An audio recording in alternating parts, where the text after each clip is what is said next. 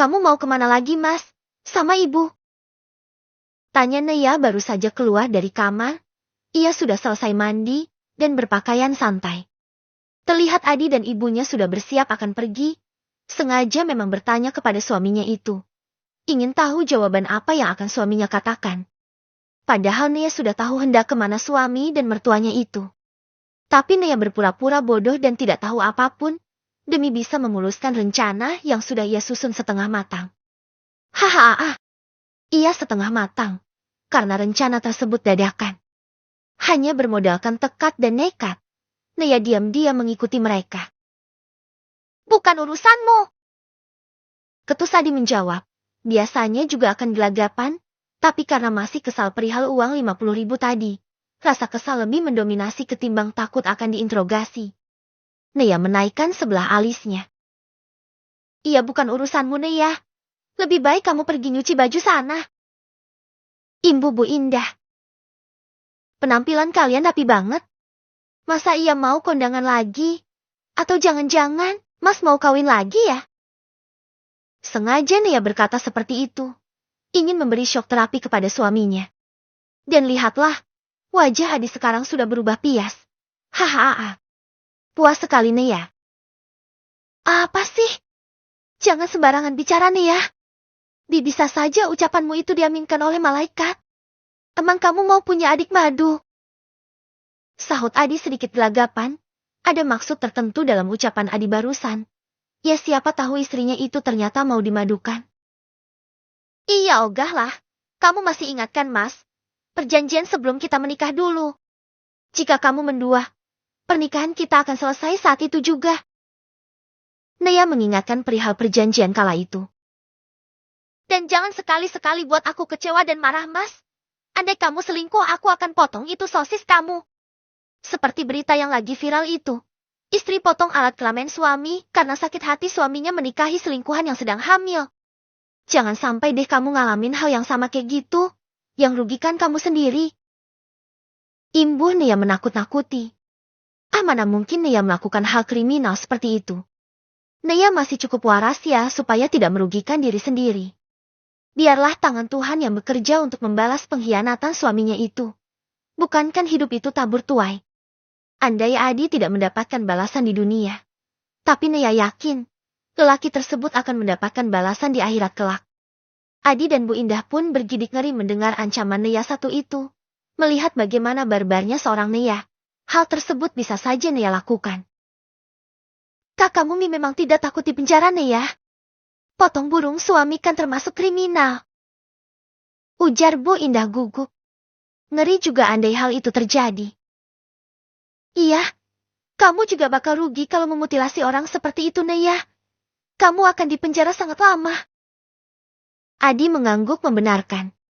Nea pun terkekeh. Ya gak apa-apa di penjara. Yang penting kan sakit hati sudah terbalaskan. Terkadang orang yang seperti itu tidak takut mati, Mas. Sahut Nea dengan santainya. Wajah Bu Indah dan Adi saling pandang dengan wajah yang sama-sama pias. Hahaha. Aduh. Perutku sakit sekali lihat ekspresi kalian. Lagian kenapa sampai takut gitu sih, Mas? Bu. Aku cuma bercanda loh. Kalau kamu tidak selingkuh ya hal itu gak bakal terjadi. Sudah aku mau nyuci dulu. Nea pun berlalu ke belakang. Huf! Bu Indah dan Adi kompak menghembuskan nafasnya lega setelah kepergian Nea itu. Bu, aku takut kalau Nea sampai potong titikku. Ujar Adi bergidik ngeri. Tangannya spontan menutupi adik kecilnya. Seolah sedang melindunginya dari predator.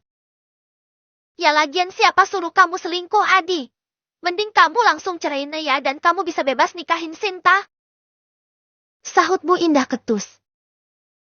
Sudahlah Bu, lebih baik kita berangkat sekarang. Keburu telat antara. Masalah Nea, biar aku pikirin nanti lagi. Kata Adi yang kemudian mengeluarkan motornya dari dalam rumah. Orang rumah tidak ada yang curiga lantaran Bu Indah beralasan pergi kondangan. Ya lagi-lagi kondangan yang menjadi alasan utama Bu Indah. Setelah ibunya sudah duduk manis di belakangnya. Adi segera menstarter motornya dan melajukan motornya keluar rumah. Ayo Endea, cepet ikutin Mas Adi. Seru Nea yang ternyata sudah standby di luar rumah bersama Nanda. Ia keluar rumah lewat pintu belakang tadi, dan langsung menghampiri Nanda yang baru saja datang dari rumahnya. Keduanya kini sudah berganti kostum. Keduanya kompak memakai gamis berwarna hitam, tak lupa dengan cadarnya. Iya. Nanda pun melajukan motornya pelan untuk membuntuti suami Nea itu. Terlihat Adi berhenti di salah satu rumah. Kenapa berhenti di sini, Andea? Apa mungkin itu rumahnya Sinta? Tanya Nea keheranan. Sepertinya bukan deh. Butinya sepi-sepi aja tuh. Sahut Nanda. Tak lama sebuah taksi datang. Adi heboh memasukkan barang-barang yang dilihat dari kejauhan itu seperti sebuah bingkisan. Wih, cerdik juga ya suami kamu, Nei. Dia menitipkan seserahannya di rumah temannya. Celetuk Nanda. Supaya tidak membuat orang rumah curiga, rupanya Bu Indah menitipkan seserahan yang sudah ia tata rapi itu ke rumah salah satu temannya. Bener juga. Tadi aku sempat heran sih. Mereka pergi orang-orang saja.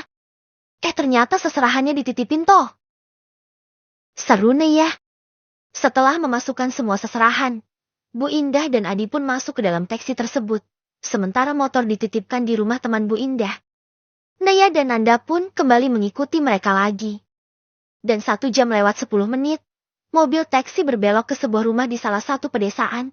Nanda memberhentikan sedikit jauh dari supaya Adi dan Bu Indah tidak mencurigai mereka. Nah, sepertinya itu rumahnya calon madumu, Nei. Lihat saja. Kedatangan mereka disambut heboh sama si tuan rumah.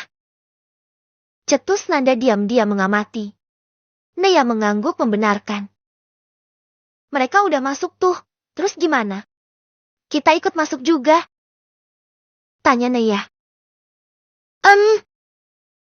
Nanda diam terpekur. Aneh gak sih kalau kita ikut masuk ke sana? Mana kita kompak cadaran gini? Kalau mereka curiga ke kita gimana? Terus mau pura-pura jadi rombongan adik kitanya gak bareng dia gitu? Kata Nanda bingung sendiri. Kebetulan ada seorang anak remaja hendak lewat. Gimana kalau kita manfaatin tuh bocah? Kira-kira bisa diandelin gak ya? Nea menunjuk ke arah seorang bocah remaja. Mungkin sudah masuk SMP melihat dari posturnya yang bongsor. Bisa kali kalau kita kasih imbalan. Nea mengangguk setuju. Kemudian keduanya pun mencegat anak remaja tersebut.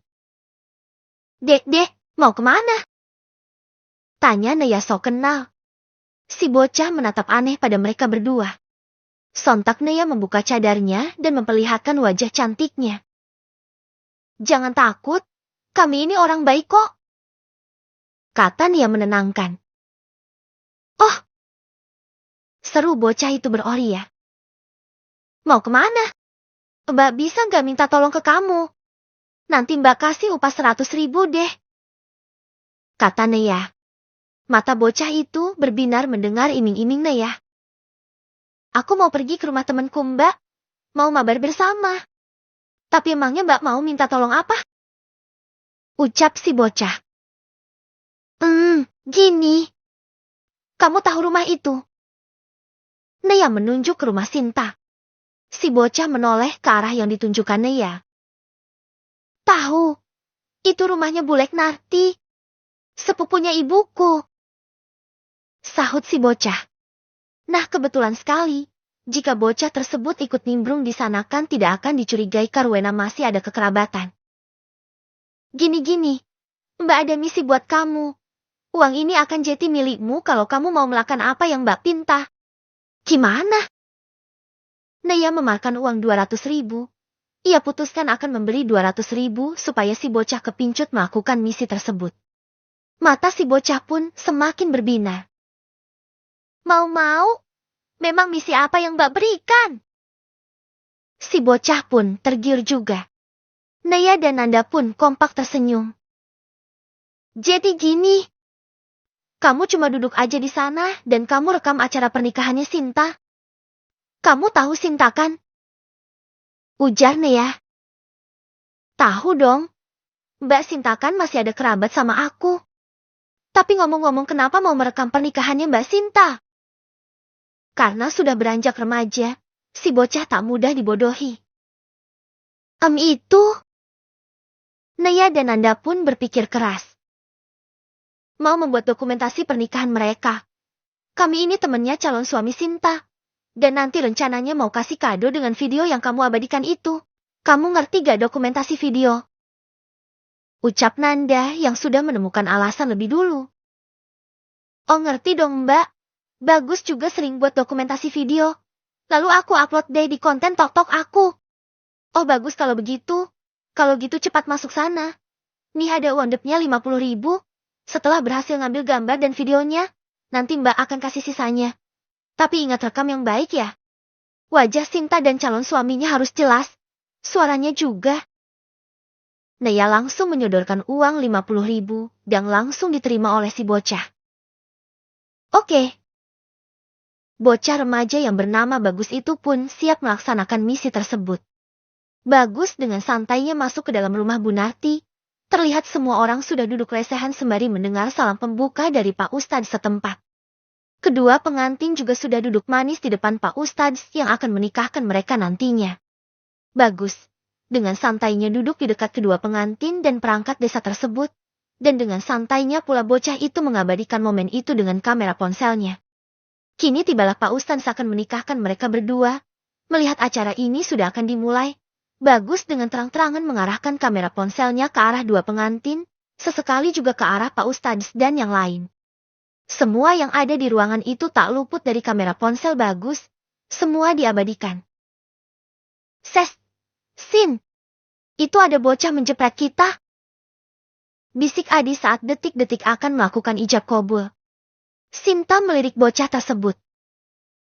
Gak apa-apa mas, itu bocah masih keponakan aku kok. Sahut Sinta sama sekali tidak curiga. Tapi kalau nanti diupload di sosmed gimana? Bisa bahaya kalau Naya melihatnya. Adi nampak ketar-ketir. Udah tenang aja. Selesai nanti akan kuurus tuh bocil. Bisik Sinta lagi menenangkan, lalu terdengar Pak Ustadz mulai berseru. Sudah siap kan Nak Adi? Mari kita mulai ijab kabulnya. Seru Pak Ustadz. Iya Pak, sudah siap. Sahut Adi mulai gugup. Bismillahirrohmanirrohim. Bagus masih senantiasa menyalakan kamera video miliknya.